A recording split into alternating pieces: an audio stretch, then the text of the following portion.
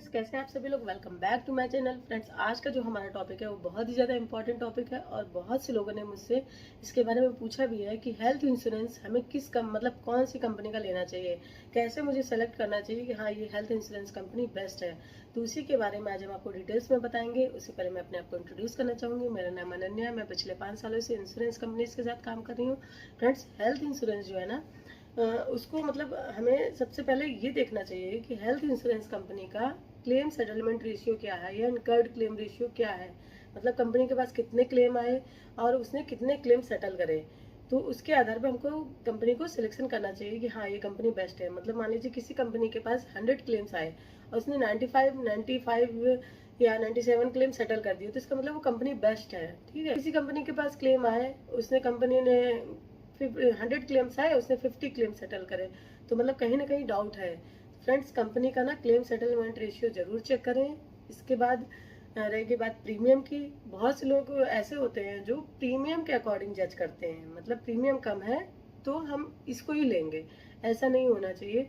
जो health insurance है वो एक अच्छा हेल्थ इंश्योरेंस होना चाहिए। उसमें प्रीमियम का कोई मैटर नहीं है कि मतलब प्रीमियम थोड़ा ज़्यादा भी लग जाए तो ठीक है, बट हाँ क्लेम अगर कल को मेरा क्लेम आता है तो वो सेटल होना चाहिए। ठीक है, तो कंपनी को कभी भी आप जज करें, कभी भी सेलेक्ट करें कंपनी को, तो कंपनी का क्लेम सेटलमेंट रेशियो चेक करिए उसका कि हाँ उसने कितने क्लेम सेटल करे हैं। कंपनी का फीडबैक जानिए। आप गूगल पे जाके सर्च करिए कि कैसी कंपनी है, उसका पूरा डाटा निकालिए। हाँ ये कंपनी बेस्ट है, इसका क्लेम सेटलमेंट रेशियो बेस्ट है, इसको लेना चाहिए। फिर इसके बाद आ गई प्रीमियम की बात। तो प्रीमियम आप जितने एड ऑन्स उसमें ऐड करेंगे उतना प्रीमियम बढ़ेगा, जितने कम करेंगे उतना प्रीमियम कम होगा।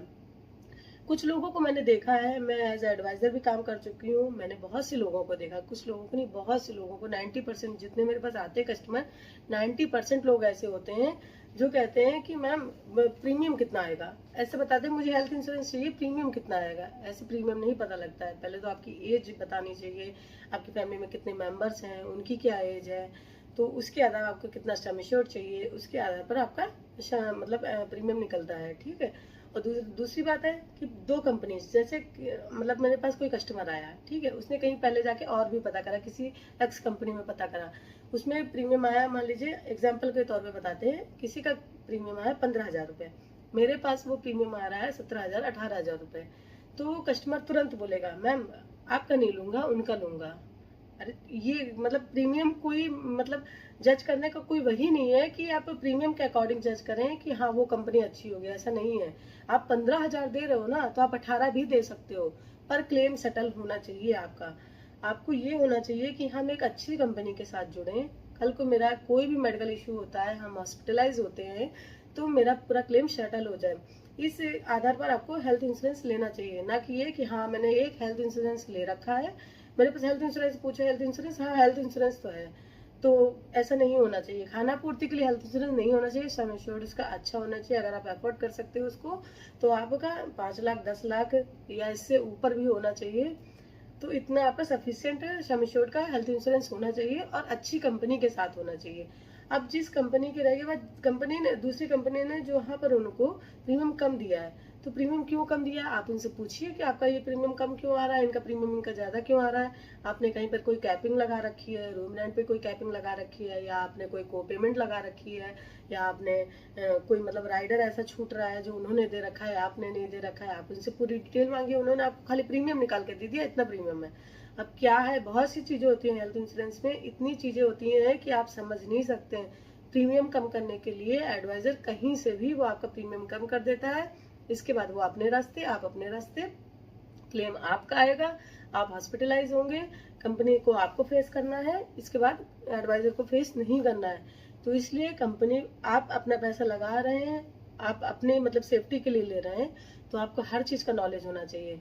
आप एक छोटा सा एग्जांपल लीजिए, आप आज के समय में एक फोन लेने जाते हैं, आज का टाइम पूरा डिजिटलाइज है, ठीक है, आप एक फोन भी लेने जाते हैं तो आप उसको यूट्यूब पर कितनी बार सर्च करते होंगे कि हाँ ये फोन कैसा है, इसका फीडबैक कैसा है, कितने लोगों ने यूज किया, इसकी रेटिंग क्या है।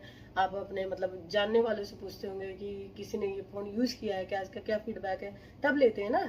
15,000 20,000 का फोन तब लेते हैं ना, जबकि वो दो 2 महीने बाद गिरेगा, टूट जाएगा, उसकी कोई गारंटी नहीं है। पर जो आपको 1 साल के लिए आपको फिक्स है कि 1 साल के लिए आपको इतना प्रीमियम देना है।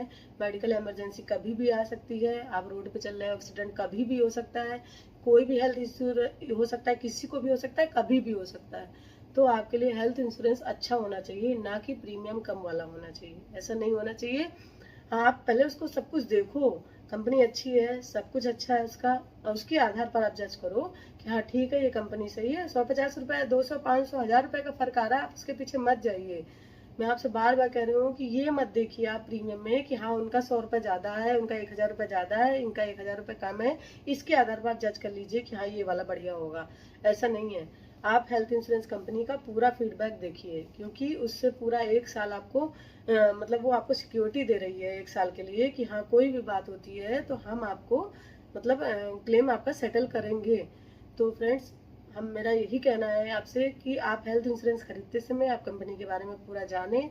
आपको जो मतलब किसी एडवाइजर के थ्रू अगर गए हैं तो उससे पूछिए आप कि आपको क्या क्या एड ऑन्स लगा के दिए हैं उसने, अब उसका प्रीमियम क्यों कम है, उसका प्रीमियम क्यों ज़्यादा है। तो ये क्वेश्चंस आप करिए। आप उसको लेने से पहले 10 बार गूगल पे सर्च करिए, 10 बार यूट्यूब पर सर्च करिए।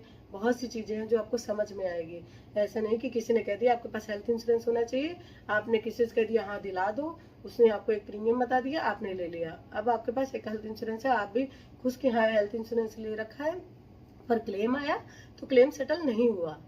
तो प्रीमियम उसको दीजिए जो कंपनी बेस्ट है, जो आपका क्लेम सेटल कर सके, ना कि उसको कि सस्ते के पीछे भागिए। सस्ते के पीछे मत भागिए। आपका मतलब जो आपका मोटो है, जो आप मतलब हॉस्पिटलाइज हो रहे हैं तो आपका क्लेम सेटल होना चाहिए, आपका यही है ना मोटो, तो आपको वो देखना चाहिए कि क्लेम सेटल होना चाहिए। हमें किसी भी तरीके की कोई प्रॉब्लम नहीं आनी चाहिए कि लास्ट जब हम हॉस्पिटलाइज हो तो हमें ये टेंशन नहीं चाहिए कि क्लेम सेटल नहीं हो रहा है, अब मुझे पैसे भी देने पड़ेंगे। ऐसा नहीं होना चाहिए। सो फ्रेंड्स, यही हम आपसे कहना चाहेंगे कि एक अच्छी कंपनी का सिलेक्शन करें और प्रीमियम को मत देखें, कंपनी को देखें। ठीक है, ये कंपनी कैसे ग्रो कर रही है, कितना इसका फीडबैक है, क्या मतलब रेशियो है, कैसे काम कर रही है। सो फ्रेंड्स, अगर आपको वीडियो अच्छा लगा है तो वीडियो को लाइक करिए, चैनल को सब्सक्राइब करिए और वीडियो को ज़्यादा से ज़्यादा शेयर करिए, जिससे कि सही समय पर लोगों को सही इन्फॉर्मेशन मिल सके। तब तक के लिए बाय बाय, मिलते हैं नेक्स्ट ब्लॉग में। Thank you so much.